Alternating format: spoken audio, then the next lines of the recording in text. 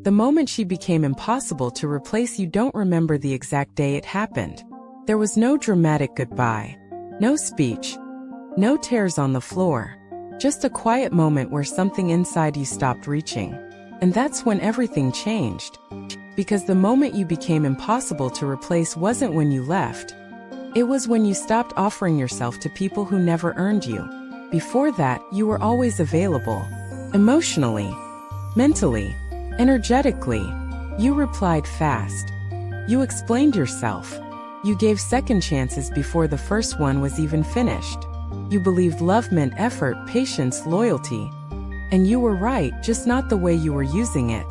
Because you were pouring those qualities into people who felt safe knowing you'd stay no matter how little they gave back. And slowly, without realizing it, you taught them something dangerous. That your presence was guaranteed. And once someone believes that, they stop protecting what they have. They stop cherishing it. They stop fearing the loss. And humans only value what they believe they can lose. So you became predictable, reliable, always there.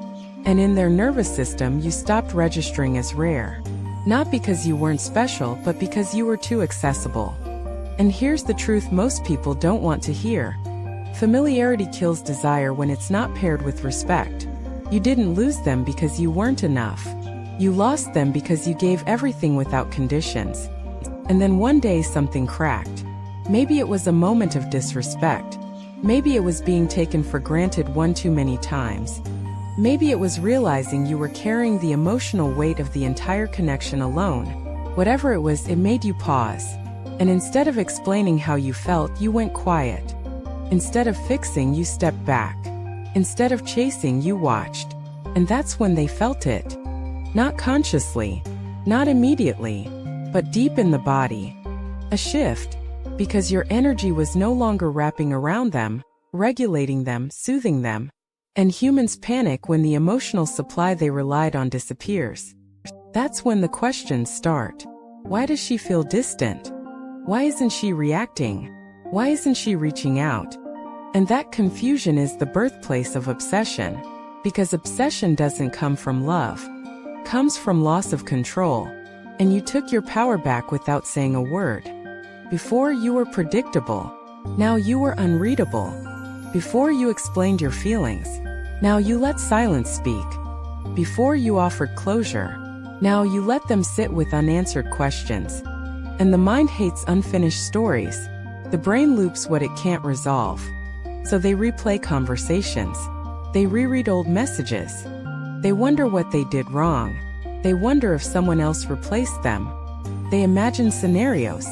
And all of that mental noise is attachment forming after the fact. You didn't become unforgettable because you tried harder. You became unforgettable because you stopped overgiving. Because you stopped leaking your essence everywhere. And here's the part most people miss. You didn't do this to make them obsessed. You did it to survive. You did it because constantly being available was draining you. Because explaining yourself was humiliating. Because loving without reciprocity was eroding your self-respect. And when self-respect returns, the energy changes instantly. Your voice sounds different. Your posture shifts. Your presence feels grounded instead of desperate. And people can sense that. They may not know why, but they feel that access to you now has a cost. And when access has a cost, value appears. This is where you became impossible to replace. Not because you vanished, but because the version of you they had access to no longer exists. And no one else can replicate that specific combination of warmth, depth, patience, and emotional intelligence you gave so freely. Because now, that version belongs to you. The obsession didn't start because you left. Started because you stayed silent. Because silence forces reflection. And reflection forces people to confront what they lost. When you were present, they didn't have to think. You filled the gaps. You soothed the discomfort. You made everything easier. Now, without you doing that emotional labor, their world feels louder, emptier, less regulated. And that's when comparison begins. They meet new people, but it feels shallow. They talk, but it lacks depth. They date, but something is missing. And they can't name it. They just know no one feels the same. Because you weren't just affection, you were emotional safety. You were understanding without judgment. You were loyalty without control. And that combination is rare. But rarity is only recognized after it's gone. You didn't change who you are. You changed who has access.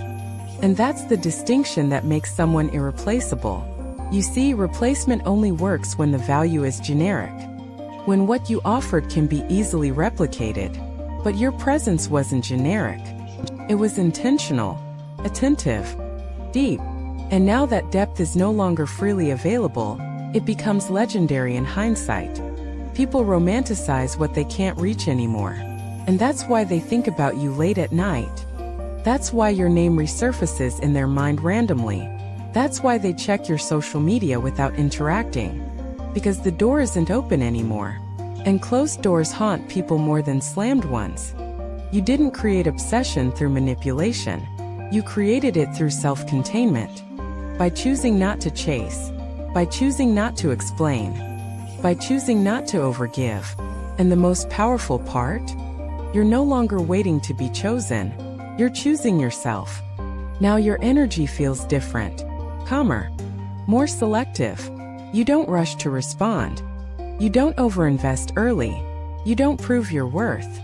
And that makes people lean in. Because confidence that doesn't announce itself is magnetic. You don't need to threaten distance. You embody it. And distance, when paired with warmth, creates tension. Tension creates desire. Desire creates obsession. But here's the real win. You're no longer driven by whether they miss you. You're driven by how you feel in your own body. Peaceful. Grounded.